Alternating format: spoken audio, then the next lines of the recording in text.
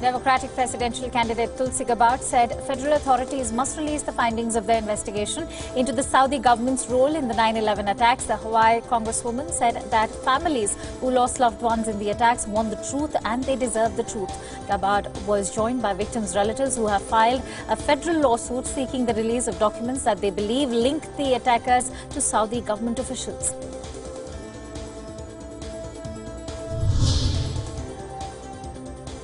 The U.S. House of Representatives voted overwhelmingly in favor of a resolution recognizing the mass killings of Armenians a century ago as a genocide. This is a symbolic but historic vote likely to inflame tensions with Turkey. The House voted 405 to 11 in favor of the resolution, which asserts the killing of 1.5 million Armenians by the Ottoman Empire from 1915 to 1923. However, Turkey rejected the U.S. House of Representatives' official recognition of the Armenian genocide, warning it risks harming ties at an extremely fragile time for international and regional security.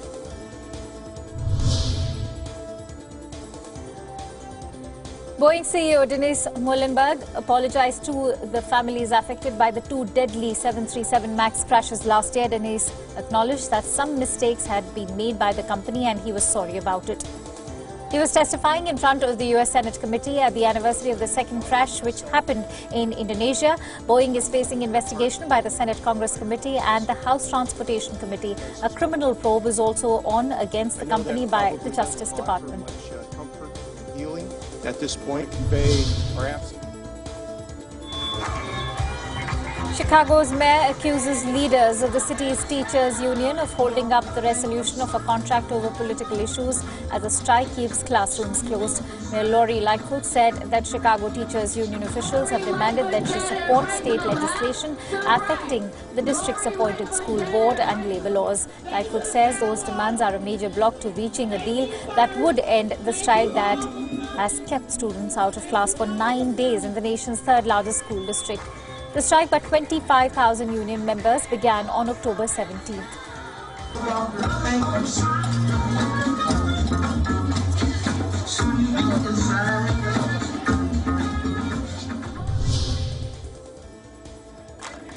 Lebanese Prime Minister Saad Hariri has submitted in resignation after 13 days of continuous anti-government protests. Hariri said that he had reached a dead end and that the country needed a shock to break the crisis. Demonstrators have been protesting against corruption and incompetency. Mass protests had gripped Lebanon for 2 weeks, calling for an overhaul of the regime.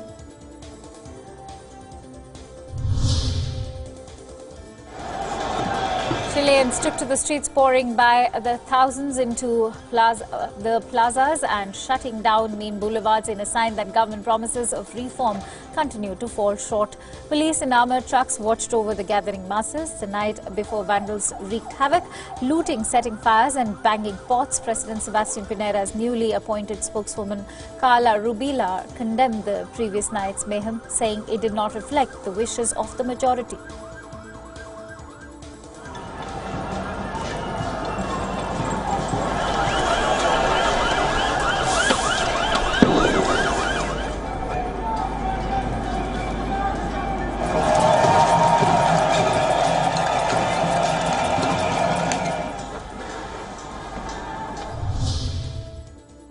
Iraqi security forces fired into the air and used tear gas against a few hundred demonstrators as protests continue in Baghdad. Hundreds of young protesters gathered in Tahrir Square and tried to push towards the heavily guarded green zone. Protesters continued to call for the resignation of the Prime Minister and said they were determined to see the protests through. The demonstrations are fueled by anger at corruption, economic stagnation and poor public services.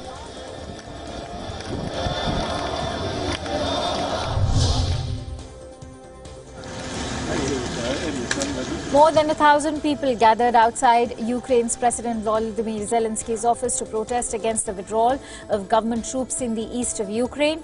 Earlier, Ukraine's military confirmed that a disengagement of government and Russian-backed rebels started in Zoloth, a town in the eastern region of Luhansk. Ukrainian forces have fought rebels in the Donbass region in a conflict that has killed more than 13,000 people.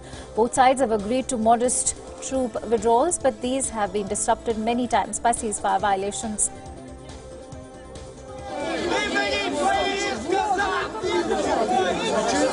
WILDFIRES!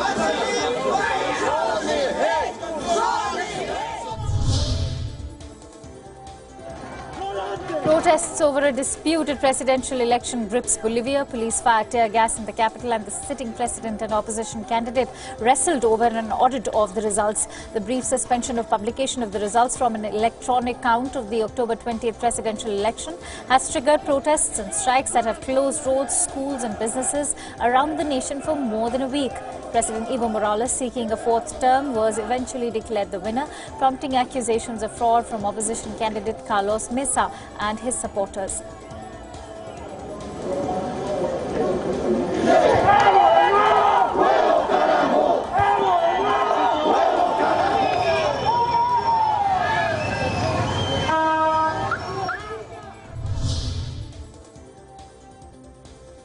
A home in Colonia, New Jersey burst into flames after a small plane crashed into it. Social media video captured the home engulfed in flames. 14-year-old resident George Brown said the fire coming from the crash kind of looks like a volcano erupted. The fire was later brought under control. The cause of the crash is still under investigation.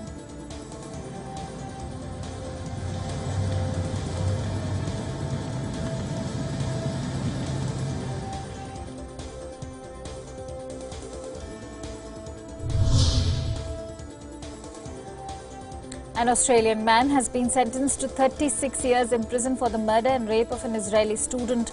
The convict, Cody Herman, pleaded guilty to repeatedly beating the 21-year-old girl and sexually assaulting her and burning her alive. The convict allegedly suffers from a personality disorder. The victim had been studying in Melbourne under an exchange program.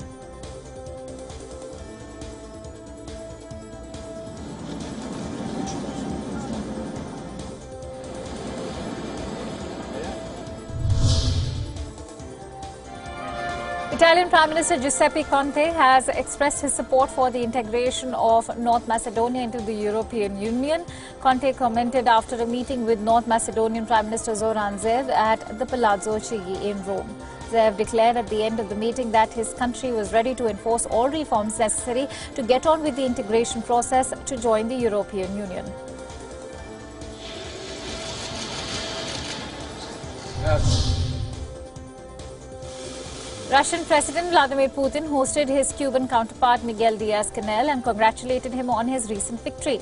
Putin reaffirmed to Diaz-Canel that Russia had always been supportive of Cuba. Putin hailed Cuba's resilience in the face of U.S. pressure and talked of expanding cooperation between the two nations. The U.S. government has banned its airlines from flying into Cuba to increase pressure on the Cuban government. Moscowites gathered by the Slovetsky Stone Memorial in the Russian capital to take part in the returning of the names ceremony in the honor of the victims of Joseph Stalin's regime. During the event, participants read out the names of those who were executed by the Soviet secret police during Stalin's reign. The memorial is being held for the past 10 years by a historical organization which researches previously classified information on the victims. According to the group, 40,000 people had lost their lives in Moscow alone during Stalin's Great Purge.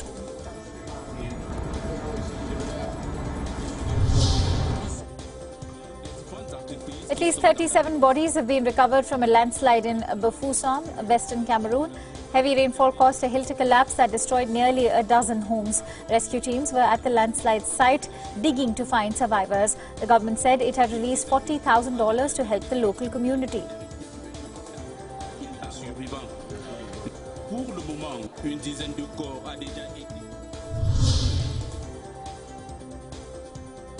At least one person was killed and dozens injured as a powerful earthquake measuring 6.6 in magnitude hit southern Philippines on Tuesday. The high-intensity earthquake sent across tremors, shaking buildings and causing residents to rush out from schools and offices. The earthquake was caused by movement in a local fault about 7 kilometers deep near the Tulnan town. This was the second earthquake to hit Philippines in a period of 10 days. A 6.3 magnitude earthquake had hit Philippines earlier on October 16. Oh my God. That was really...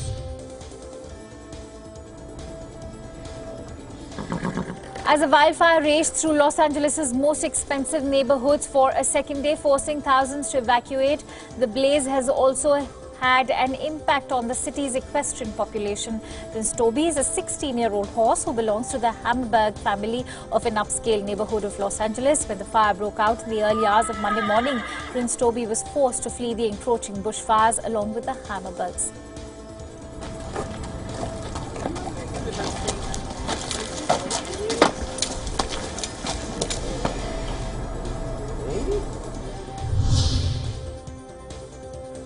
Officials, scientists and experts have gathered in Geneva for a 3-day summit of the World Meteorological Organization. The summit will examine scientific data and seek solutions to climate change's impact on mountain systems, which provide more than half of the world's water supplies. The summit is expected to create the Integrated High Mountain Observation and Prediction Project, intended to help deal with disaster risks through early warning systems. It also urges greater collaboration between space agencies on satellite images of mountain areas.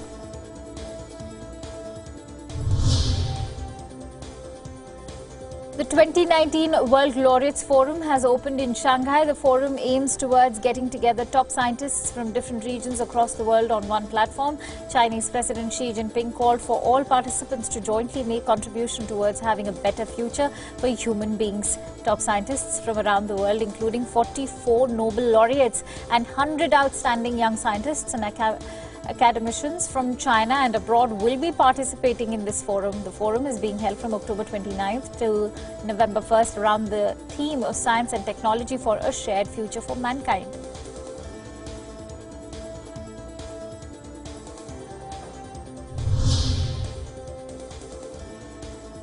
A Nepalese mountain climber and former British soldier Nirmal Purjal has smashed the world record for climbing the world's highest 14 mountains. Purjal climbed all the 14 peaks in a period of just 189 days. The previous best timing for the feat was nearly 8 years. Purjal climbed the 14th highest mountain in the world, Shishapangma, on October 29th. He began his record attempt by scaling Nepal's Annapurna mountain, the 10th highest in the world, on April 23rd this year. Purjal has now joined a list of 40 climbers who have scaled the 14 highest peaks in the world.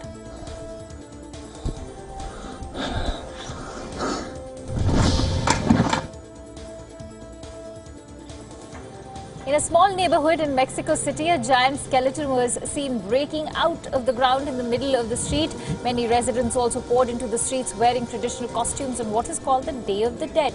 The residents of one street created elaborate and macabre sculptures in the lead up to the November 2nd day of the Dead holiday. Aside from the massive skeleton, who appears to be rising from the street itself, the street sidewalks are also full of Katrinas or skeletons in traditional dresses.